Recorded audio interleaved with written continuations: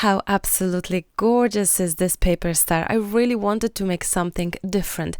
We all know paper stars, everyone is making them every year, me too, but I really wanted to have a twist on it. I really wanted to see if I can do something different, something unique and special.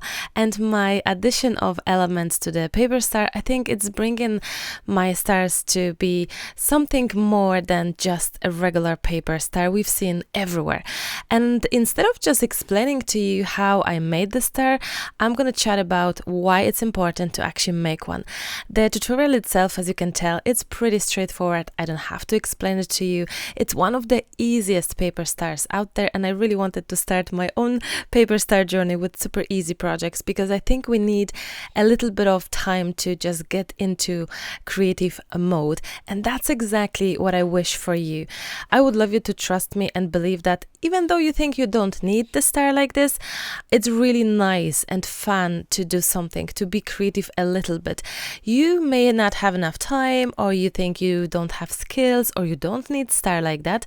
I may agree with it. However, making something small, even 5 minutes of creativity, 15 minutes of me time, it is so important. And sometimes making a paper star like that, or a little card, watercolor card, it's all we need to get back to creative mode, to actually feel creative, to do something. And I would love you to believe me that it does make a difference. It just grabbing the scissors, just doing some gluing, it is so therapeutic. So even though you may think, oh, I've seen this star, oh, I've made it a couple years ago, oh, I don't need it, oh, I'm not gonna do it, I'm gonna just skip this part.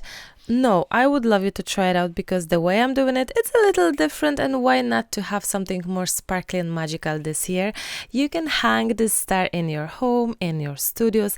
Actually, you can make a smaller size, for example, add it as a focal point to a card, like a greeting card, or you can just add it as a addition to cover of the present that you pack. So really a paper style of star, why do I say style?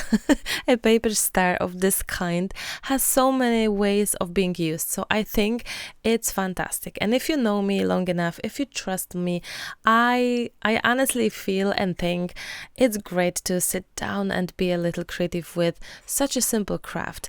And you may think, Marta, why are you doing these things?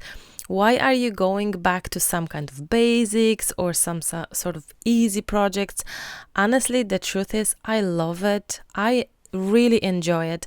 I really love to have my projects super simple, super easy, doable, affordable, manageable for everyone. That includes you and your friends, your neighbors, your family members, those who are not creative, and to actually make something extra in those projects. So that something extra is, for example, a paper star in the middle that I found in the collage book, or a little bit of glitter.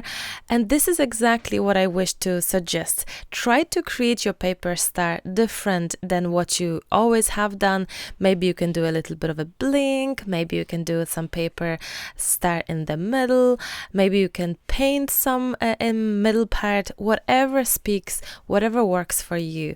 As you can tell, with every step, this star is becoming more and more pretty and special. And also some people have been asking me, how do you adhere the glitter? Where I'm using here gel medium, but any glue would work. So use the glue, add some glitter, and to also protect it, you can use hairspray. Actually, did you know you can use hairspray or any fixative, but hairspray is like a fixative to hold the glitter for longer. So I suggest you that. My beautiful friends, our star is pretty done, and I couldn't be more proud. I really love it. I hope you liked it, enjoyed it, and promise me to try. Please do. Look at it. It's so gorgeous. Have fun creating, and I speak to you soon. I love you loads. Bye for now. Bye bye.